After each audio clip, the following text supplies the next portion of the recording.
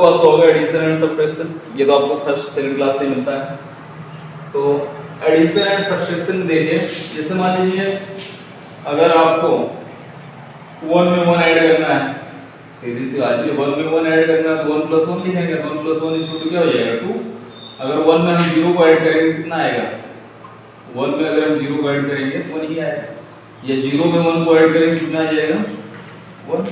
यानी कोई भी डिजिट है अगर उसमें हम 0 को ऐड करेंगे तो मेरा आंसर वही नंबर आता है।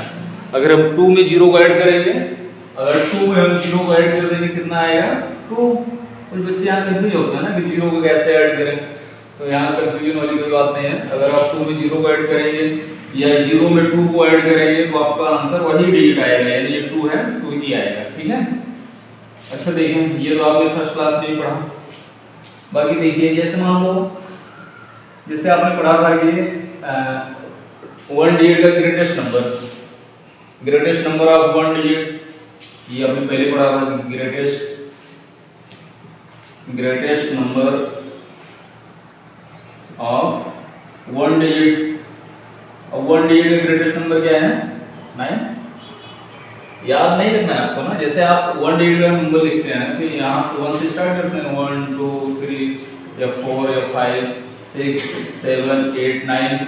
अब 9 के बाद क्या आ गया 10 में कितने डिजिट हो गया 1 डिजिट और 2 डिजिट, तो यहाँ से 2 डिजिट स्टार्ट हो गया, इसको नहीं लिखना है। यानी 1 से जब मैंने स्टार्ट किया तो 9 तक मेरा 1 डिजिट का नंबर आया, 1 2 3 4 5 6 7 8 9। तो इन सब में सबसे लार्जेस्ट नंबर क्या है 9, यानी 1 डिजिट का ग्रेटेस्ट नंबर क्या हो गया 9, ठीक है।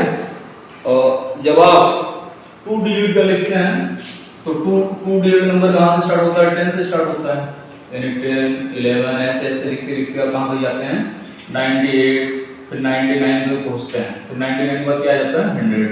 तो 100 में क्या आ गया 3 डिजिट आ गया, ये आपको लिखना नहीं है। 2 डिजिट का ग्रेटेस्ट नंबर क्या हो जाता है 99, है ना 99।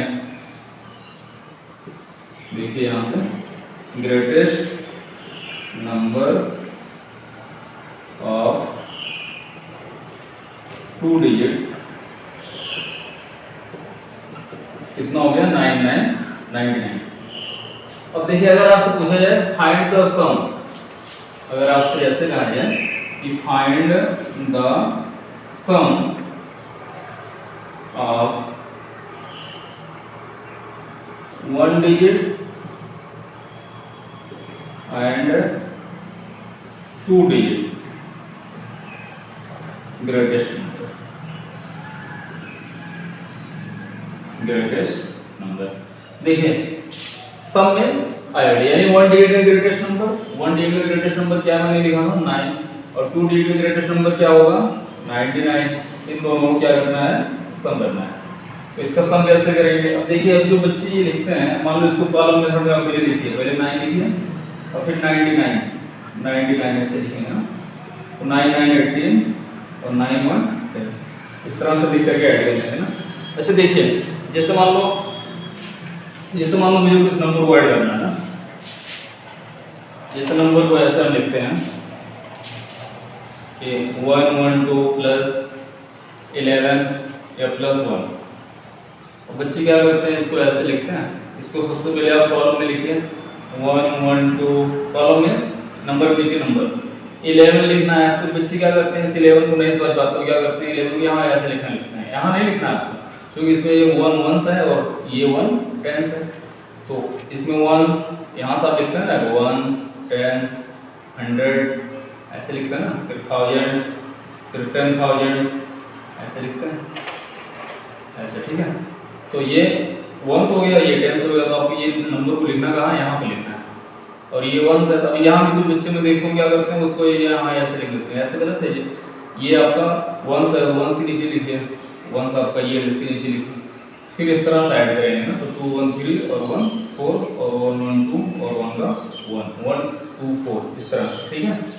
जैसे एक और देखिए, जैसे अगर इतना लिखा जाए 1 0 0 1 प्लस 21 या प्लस मान लो इतना लिख दिया जाए फिर प्लस 1 दिया जाए, तो कोई दिक्कत नहीं। सबसे पहले आप इस नंबर को लिखिए 1 0 0 1, फिर इसके नीचे लिखिए 2 1 फिर इसके नीचे देखिए 1 0 1, फिर इसके नीचे 1। अगर आपको ऐसा नहीं समझ में आ रहा है यहाँ 1 लिख दो, यहाँ पर 10 लिख दो, ये 100 लिख दो और ये 1000 लिख दो। और इसको ऐड कर लीजिए लाइन खींच करके 1 1 2 और 1 3 1 4 और 2 का 2 1 का 1 का 1, ये आपका आंसर आ गया। ठीक है, अच्छा देखें तो ये एक्सरसाइज 3.1 जो है इसमें आपको ऐड करना है, सब्सट्रैक्ट करना है। ठीक है, कैरी वाले में है, विदाउट कैरी के लिए, तो हम आपको कुछ और ऐड बता देते हैं ना। अच्छा जैसे मान लो ये देखिए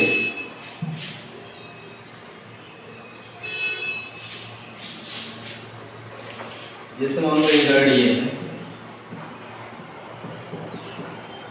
4 3 2 5 प्लस 1 3 2 3। अब इसको ऐड करेंगे 5 3 8 2 2 4 3 3 6 4 1 5। जैसे मान लो ये आपका आंसर आ गया।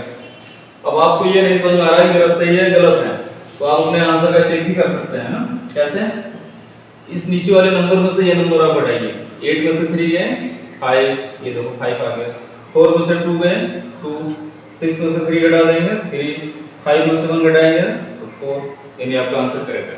ठीक है, तो जैसे आप ऐड करते हो तो ऐड कर लो, बाकी अगर आपको लगता है कि गलत या सही है तो आपको अपने दाएं बाएं से ही मिलाना, आप खुद से मिला लीजिए। 8 में से 3 गए 5, 4 में से 2 घटा देंगे 2, 6 में से 3 घटा देंगे 3, 5 में से 1 घटा देंगे तो 4। ठीक है, और देखिए सब्सट्रैक्ट में आपको पता नहीं चल रहा है।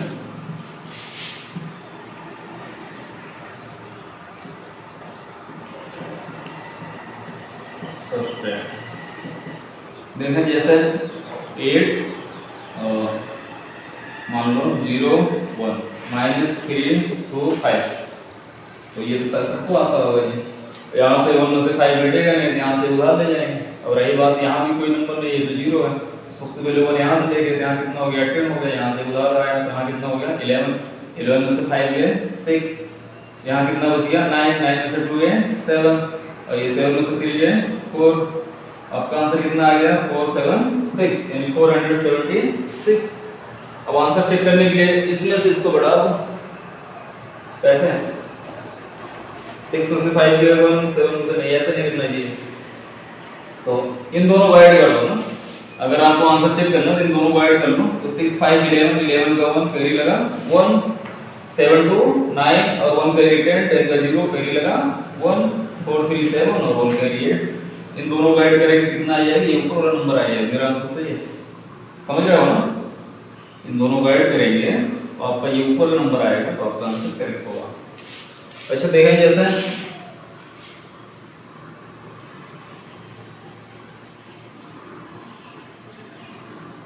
जैसे देखो लिखा जाए 8 2 5 -1, ऐसे लिखा जाए तो क्या करेंगे? कुछ बच्चे इसको क्या बताते हैं कि आ गया 725, नहीं 725 नहीं, 1 को यहाँ से घटाएंगे ना, 8 2 5 और -1, 5 में से 1 गए 4 2 और 8, 820। ठीक है,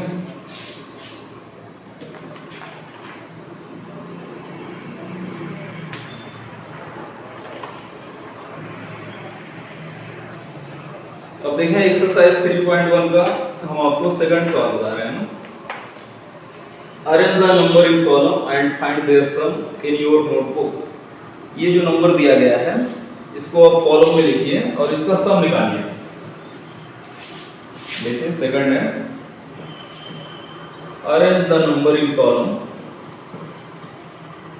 arrange the number,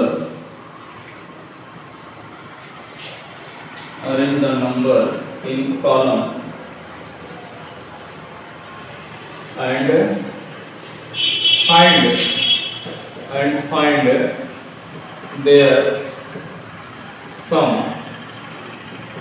in your notebook।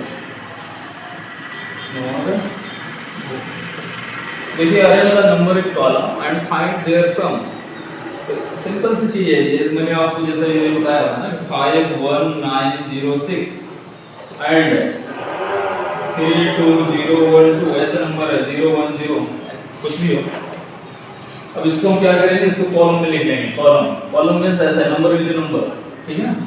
तो 51906 प्लस 32010, इसको ऐड कर लो, 6 का 6, 1 का 1, 9 का 9, 2 1 3, 5 3 8, यही आंसर आप लिख दो अपने नोटबुक में, ठीक है। अगर मान लो ऐसा होता 1000 और प्लस 100 और प्लस सॉरी ऐसे ही होता है, कॉमा लगा के लिखा होता है ऐसे, एंड 1। तो अगर इसको इसका सब निकालना हो तो हम क्या करते हैं, 1000 और फिर प्लस 100 और फिर प्लस 1, तो 0 में 1 ऐड करेंगे, 0 में 1 ऐड करेंगे क्या आएगा 1, और 0 में 0 ऐड किया जाएगा क्या आ जाएगा 0, और 1 में 0 ऐड करेंगे 1, 1 का 1, ठीक है। ये 0 0 ऐड करेंगे 2 0 नहीं आएगा, एक ही 0 आएगा, एक 0 में एक 0 को ऐड किया क्या आ गया 2 0 नहीं 0 आएगा, ठीक है। तो एक 0 लिख दिया 1 1 0 1, इस तरह से आप लिखेंगे आपका आंसर सही आएगा। बाकी और देखो जैसे देखें थर्ड, कुछ वर्ड्स प्रॉब्लम है। Mister Khurana had rupees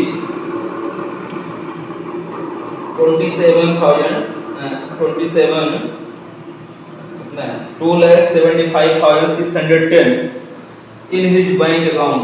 mister Khurana है, इनके बैंक अकाउंट में 2,75,610 रुपीज है। ही अगेन डिपॉजिट मीन्स जमा करना, वह पुनः जमा किया कितना 21,300। What is the amount in mister Khurana bank account now. अब मिस्टर खुराना के बैंक अकाउंट में कितने पैसे हो गए, कितने रुपए हो गए। तो सिंपल सा सवाल है, खुराना है 2,75,610 रुपीज था। जैसे आप मान लो आपके पास बैंक अकाउंट है, आपके बैंक अकाउंट में 100 रुपया है, आपने 50 रुपया और जमा कर दिया, तो कितने रुपया हो गया, यानी 100 प्लस 50 करेंगे तो कितना आंसर आएगा 150 आ जाएगा, समझ रहे हैं ना। इसी तरह से मिस्टर खुराना इनका एक बैंक अकाउंट है। अब देखिए किस बैंक में है ये नहीं पता है आपको, तो खैर उससे कोई मतलब नहीं है।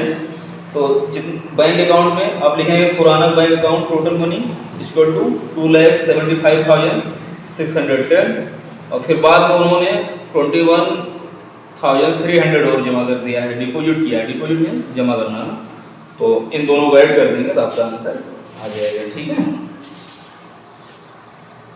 बाकी खुद से करें अपने आप से, अगर आपको कोई प्रॉब्लम हो तो